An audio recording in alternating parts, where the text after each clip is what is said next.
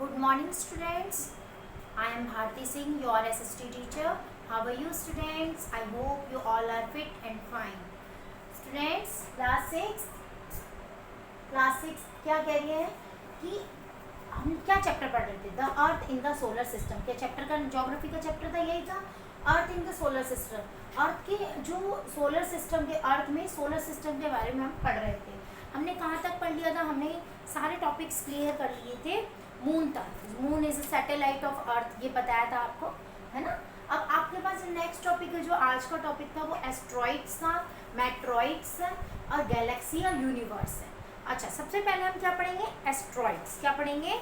Asteroids. पहले तो apart from star, planets and satellite there are numerous tiny bodies which also move around the sun.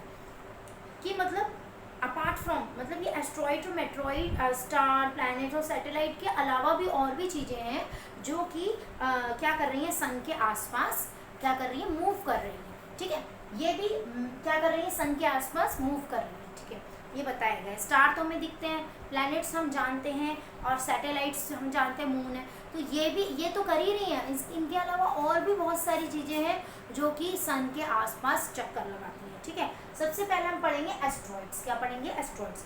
Big particles of rock move around the sun. Sun के जो आसपास बड़े बड़े पत्थर है ना, वो मूव करते हैं। वो क्या करते हैं? मूव। बेल्ट बना रखी है एक, है ना। सन के आसपास जो बड़े बड़े पत्थरों से, उनको बोलते हैं asteroid. They are found between the orbits of Mars and Jupiter. वो ये कहाँ पाए जाते हैं? ये मार्स और जुपिटर के बीच में एक बेल्ट बनी हुई है, उसको बोलते हैं एस्ट्रॉइड्स। क्या बोलते हैं? एस्ट्रॉइड्स। और ये क्या है? Big rock. क्या है? ये बड़ी चट्टानें। Scientist believe that asteroids are part of the planet. Scientist का ऐसा मानना है कि जो एस्ट्रॉइड्स है ना, is the part of the planet. ये प्लैनेट का हिस्सा है, ये कहीं नहीं जा सकती, ये प्लैनेट का हिस्सा है, ये है। और एक्सप्लोडेड मैनी ईयर्स बैक, और ये बहुत सालों पहले ही एक्सप्लोड हो चुकी है, मतलब कि ये एक्सप्लोड मतलब बिखर चुकी हैं। ठीक है, अब दूसरा बताएंगे मेट्रॉइड्स। मेट्रॉइड्स होते हैं टीनी पार्टिकल्स। क्या होते हैं? छोटे छोटे स्टोन। ठीक है, the small pieces of rock. यहाँ इसको तो ये है जो बड़े पत्थर होते हैं, big particles rock move around the sun, और स्मॉल पीसेस रॉक, इसको बोलते हैं मेट्रॉइड्स को, small pieces. These meteoroids come near the earth and drop. ठीक है, ड्रॉप मतलब कि जो ये मेट्रॉइड्स हैं वो क्या करते हैं? ये किसके पास आते हैं? अर्थ के पास आते हैं। ठीक है, अर्थ के आसपास ये भी घूम रहे हैं, और ये क्या करते हैं? गिर जाते हैं अर्थ पे। ये दूर से आते हैं, अर्थ के ऊपर गिर भी सकते हैं, गिरते भी हैं। बहुत बार मिला है इस चीज़ का, ऐसी चीज़ें। Most of the time in the process due to the friction with the air. बहुत ज़्यादा ये ऐसा सब कैसे होता है? जो आप कहते हैं ना कि टूटा हुआ तारा है, ये टूटा हुआ तारा कुछ नहीं होता। ये छोटे छोटे जो मेट्रॉइड्स होते हैं ना, जो छोटे छोटे पत्थर होते हैं, वो शाइन करते हैं जब उनके अंदर स्पार्किंग होती है। स्पार्किंग मतलब कि यहाँ पर बताया ना कि फ्रिक्शन की वजह से क्या करते हैं? घर्षण की वजह से क्या करते हैं? चमकते हैं।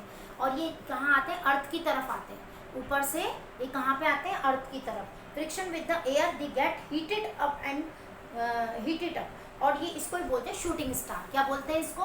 शूटिंग। तो मेट्रॉइड्स में समझ चुके हैं आप कि शूटिंग स्टार होते हैं ये। इनको ये नहीं बोलते कि भाई वो तारा टूट रहा है, विश मांग लो, ये सब कहने की बातें हैं। जो मेन जो साइंटिफिक रीज़न है वो ये है कि मेट्रॉइड्स होते हैं वो छोटे छोटे स्टोन्स को बोला जाता है, और वो क्या करते हैं?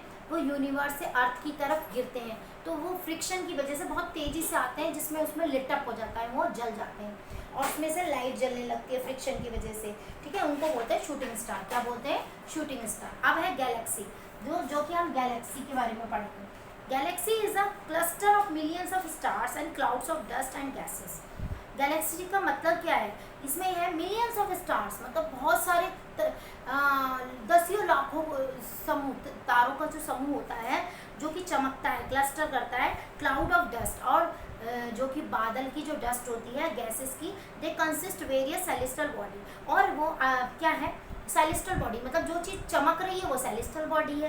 तो गैलेक्सी का मतलब ये होता है millions of stars and clouds of dust gases, they consist various celestial bodies. Our planet is a part of milky way Galaxy. ठीक है, गैलेक्सी को हमारा जो प्लैनेट है वो है क्या है? मिल्की वे। मिल्की वे का मतलब क्या होता है? आकाश गंगा जिसे बोलते हो आप हिंदी में। In ancient India it was imagine as a river of light floating in the sky.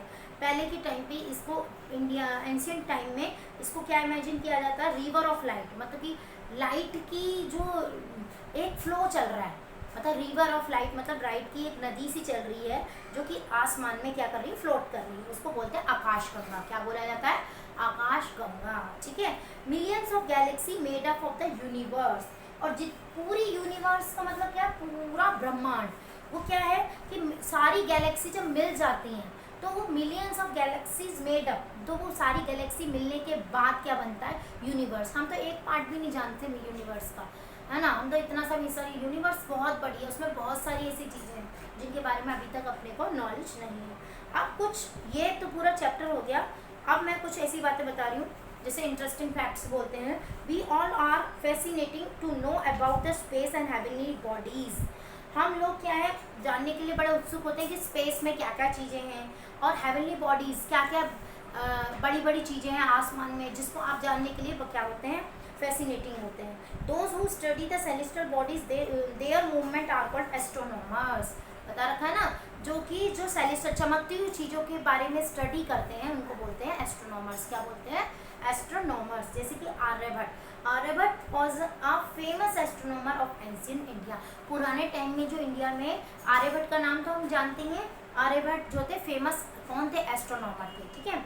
अब है light travels at the speed about 3 lakh kilometer per second. Light travels मतलब कि 3 लाख किलोमीटर पर सेकेंड की रफ्तार से लाइट जो है मतलब सूरज की रोशनी हमारे तक आती है। Yet even this speed the light of the sun takes about 8 minutes to reach the earth. देखो कितनी दूरी पे है हमारा जो सन है, अर्थ से कितनी दूरी पे है, 8 मिनट लगता है। जो सन की जो रोशनी है ना, जो सन की जो लाइट है वो हमारे अर्थ तक आने में कितना टाइम लेती है, 8 मिनट्स। कितना है, 8 मिनट्स। और light travels to speed 3 lakh kilometer per second के हिसाब से वो लाइट की जो स्पीड आती है ना, लाइट पड़ती है वो 3 लाख किलोमीटर पर सेकेंड के हिसाब से हमारी अर्थ पे पड़ती है। ठीक है। अब ये भी आ सकता है क्वेश्चन, कितने मिनट में सन की रेस पहुंचती है अर्थ पे, तो आप 8 मिनट्स लिखेंगे। और देखो नील आर्मस्ट्रॉन्ग थे जो पहली बार किस पे गए थे, मून पे गए थे। और अपने राकेश थी ना, राकेश, और वो गए थे, मतलब राकेश शर्मा। ठीक है। इस तरह से कुछ फैक्ट्स हैं जो आपको पता होना चाहिए यूनिवर्स के बारे में। ठीक है। आपके बारे में यही आपका पूरा लेसन ये कंप्लीट हो गया। ठीक है। ये पूरा लेसन कंप्लीट होने के बाद अब लेक्चर 9 में आपको मैं क्वेश्चन आंसर कराऊंगी। सो आप अगेन ये लेसन को one time you have to read this chapter carefully, और इसके बाद नेक्स्ट जो लेक्चर 9 है उसमें क्वेश्चन आंसर करेंगे। Thank you so much students.